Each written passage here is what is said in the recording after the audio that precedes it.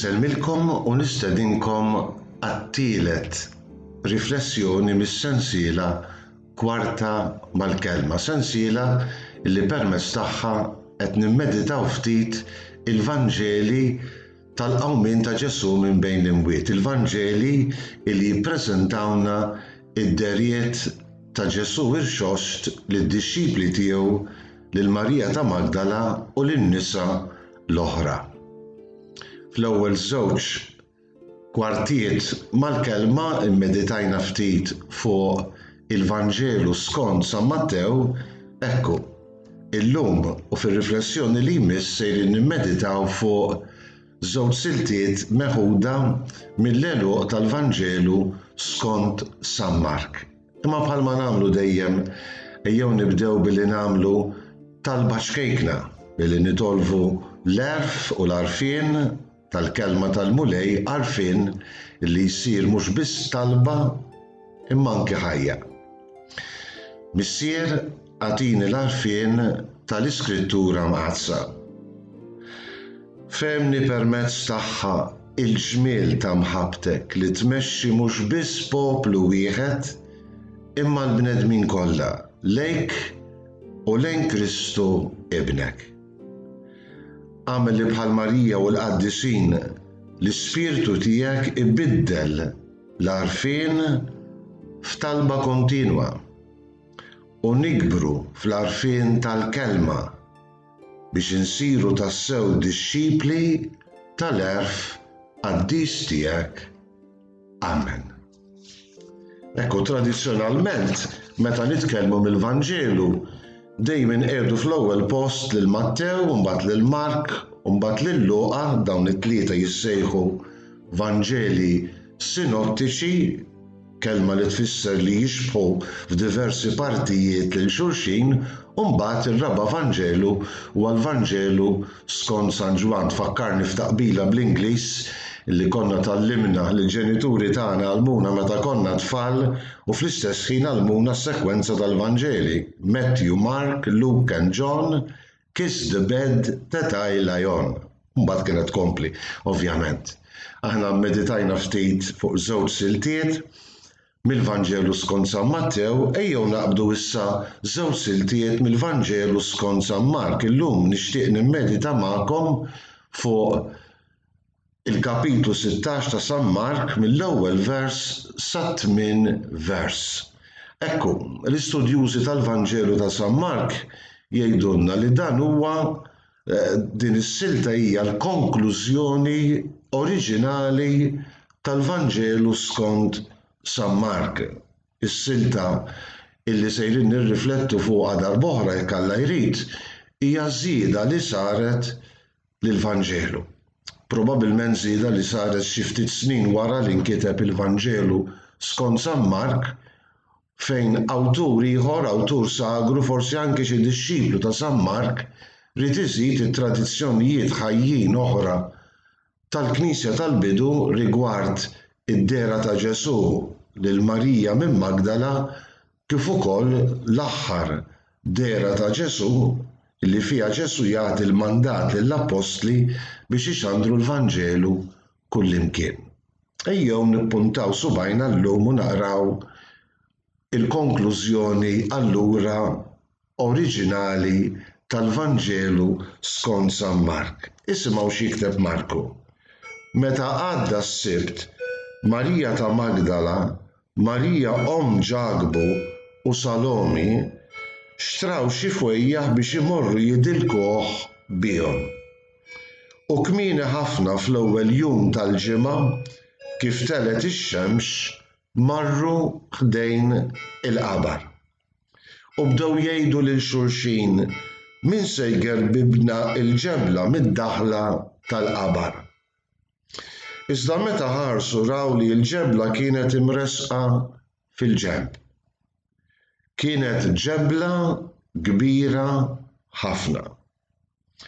Daħlu fil-qabar u raw żagħżugħ bil-qiegħda in-naħa tal-lemin liebes libsa bajda u nħassdu. Immu qalilhom xejn la tinħassdu, qegħdin tfittxu lil Ġesu ta' Nażaret li kien imsallab. Qam mill-mewt, mhuwiex hawn.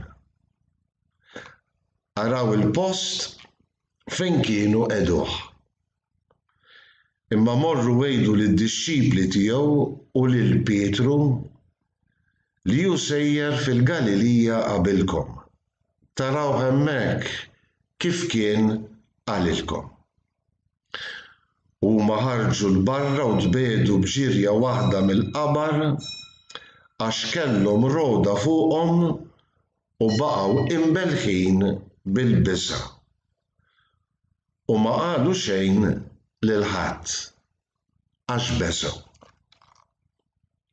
Ekku mela silta sabiħa x-xandira tal-qawmien minn bejn l-imwiet illi bija l-Evanġelista San Mark għalaq il-Vanġelu tiegħu dawn is-16 il-kapitlu illi fil-bidu tagħhom San Mark isejħilhom l-aħbar it-tajba dwar Ġesu Kristu li ben ta' Alla. Għandna l-essenzjal, ovvjament, meta Marku jikteb il-Vanġelu tiegħu imnebbaħ probabbilment mix-xhieda diretta ta' San Pietru, għax jidher li Marku kien dixxiplu ta' Pietru, ekku San Mark jagħtina l-essenzjal tal-ħajja ta' Ġesu. Rid juri li Ġesu verament kien liben tal-Alla mogħti għalina u mqajjem minn bejn l-imwiet. Ejjew nħarsu ftit lejn il-Vanġelu.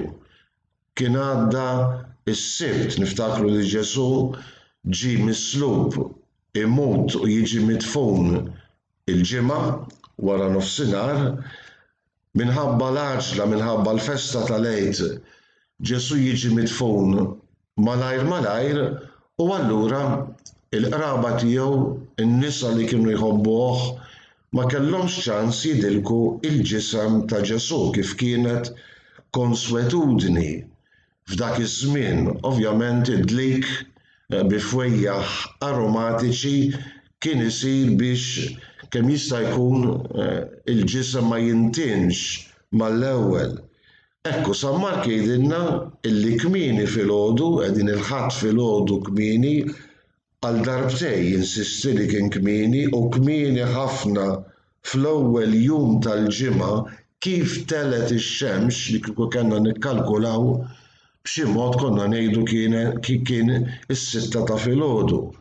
Ekku, f'dan it-tielet jum, li skont l-Iskrittura Ġesu qam wara 3 ijiem, hawnhekk xi kultant xi ħadd jgħidu li ma fejn huma 3 ijiem. Ġie midfun il-ġimgħa u qam il-ħadd filgħodu. Irdu mmorru fil-mentalità ludija li l-ġurnata kienet tagħlaq ma nżul ix-xemx mela l-ġimgħa l-ewwel jum, għandna s-sibt, it-tieni jum, sa nżul ix-xemx, it-tielet jum il-ħadd li jibda ovvjament ma nżul ix-xemx is-sibt flaxija u jibqa' sejjer sa nżul ix-xemx tal-ħadd. Dawk huma 3 ijiem li fihom Ġesu dam midfun. Ekku, San Mark jgħidilna li 3 nisa, Marija ta' Magdala, dejjem tissemma Marija ta' Magdala hija xut importanti ħafna għal qawmi minn bejn l-imwiet ta' Ġesu f'kull Vanġelu kemm dawk sinottiċi kif ukoll fil-Vanġelu skont San Ġwan. Magħha kien hemm Marija om Ġagbu u Salome xtraw il-fwejja biex imorru jidilkuh bihom. Huma nisa li kienu preżenti waqt it-tislib ta' Ġesu, waqt il-passjoni ta' Ġesu.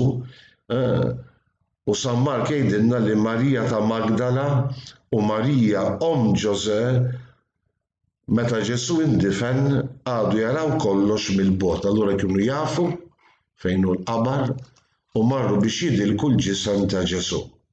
Niftakru fil-Vanġelu skont San Mark fil-kapitlu 14 ekku l-Evanġelista kien diġà rrakkonta l-istorja ta' dik il-mara li kienet dilket lil Ġesu b'żejt tifuh, b'żejt ta' nar tifuh u Ġesu kien iddeskriva dik id-dilka bħala tħejjija għad-difna tiegħu. bdew jinkwetaw minn se jgerbeb il-ġebla tal-qabar sabuh miftuħ. U interessanti illi San Mark jgħid raw żagħżugħ bil-qiegħda in-naħa tal-lemin, kien bil-qiegħda fuq dik l-iskaffa fil-kamra ta' ġewwa ta' dan il-qabar ta' Giuseppe ta' Rimatija fejn kienu qiegħdu l-ġisem ta' Ġesu. Mela żagħżugħ liebes libsa bajda u nħassu. Interessanti illi San Mark ma jgħidx anġlu ma dan iż-żagħżugħ li huwa simbolu ta' anġlu mimli dawl li jirrivela in-novità, il-ġdid tal-qawmien ta' Ġesu minn bejn l-imwiet. Għandna riferiment għal min irid għal dak iż-żagħżugħ illi waqt l-arrest ta' Ġesu ħarab arwien ħuta kien imleflef bl-iżgħar u biex ma jiġix arrestatu wkoll jaħrab arwien.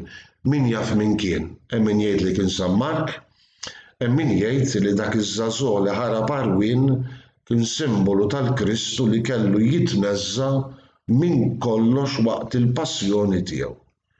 Imwaqa' minn bejn l-imwiet, allura l-anġlu li issa huwa żagħżugħ liebes ilbies abjad isir issa simbolu tal-ħajja ġdida tal-qawmien ta' Ġesu illi qam b'ġisem glorjuż. Qegħdin tfittxu lil Ġesu ta' Nażaret li kien imsallab qam mill-mewt, mhuwiex qam. Hawn l-qofol tax-xandiera tal-aħbar it-tajjeb. Qegħdin tfittxu lil Ġesu ta' Nażaret li kien imsallab qam mill-mewt, mhuwiex qam. Ekku n-nisa jimtlew bil-biża', jimtlew broda, baqgħu imbelħin bil-biża'. Anke xin jisimgħu l-anġlu li jikkummissjonahom biex iwasslu din l-aħbar it-tajba lid-dixxipli tiegħu u lil Pietru, diġà għandna eku tar-rwol importanti ta' Pietru fil-bidu tal-Knisja, ekku mmorru ngħidulhom li hu sejjer fil-Galilija qabilkom. Tant belħu dawn illi San Mark jagħlaq il-Vanġelu tiegħu almenu fil-forma oriġinali billi jgħid u ma qalu xejn lil ħadd għax beżgħu. Mela Marku jagħtina l-essenzjal. Ma jagħtinix ħafna dettalji. Dak li kien imsallab qam il-mewt. Mhuwiex hawn, kien biżżejjed din l-aħbar. Tgħid in-nisa ma qalu xejn lil ħadd għaliex San Mark jippreżentanna li n-nisa ma qalu xejn lil ħadd bil-biża' li kellhom fuqhom. Jista' jkun illi San Mark irid juri li bħad-dixxipli rġiel anki dawn in-nisa kważi fallew fil-missjoni tagħhom. Forsi għandna eku tal-ħajja tal-ewwel insara li mhux dejjem kienu kieku bl-Ingliż ngħidu up to standard, mhux dejjem fidili lejn il-mulej Ġesu. Il-bniedem, anzi d-dixxipli ta' Ġesu jistgħu jkunu infidili, imma il-qawmien ta' Ġesu turina il-fedeltà dejjima ta' Alla illi tidher fi Kristu Ġesu. U għalhekk San Mark illi minn fomm iċ-ċenturjun kien ħareġ b'dik l-istqarrija tal-fidi taħt is-salib dan huwa tassew li bent Alla issa jfakkarna b'din il-ġrajja illi l-unika ħaġa illi ma tgħaddix u hija dejjima hija l-aħbar it-tajba. U dan anki għalina. Ġesu ta' Nażaret li kien imsallab qam mill-mewt mhuwiex hawn. Ekku, allura anki dal-Vanġelu jenna nikkontemplaw illi dak li ngħata għalina, dak li huwa tassew li bent Alla ħareġ rebbieħ fuq il-mewt. U l-qabar vojt mimli bid-dija tal-anġlu huwa xhieda ta' dan. Jalla d-dawl ta' ħajja ġdida ta' dan il-qabar vojt jixfrunana biex inniżlu l-eruq propju fil-fidi tagħna li l-essenzjal tagħha huwa Ġesu Kristu li Mgħallem tagħna li kien mislub għalina verament qam mill-mewt. insellmilkom.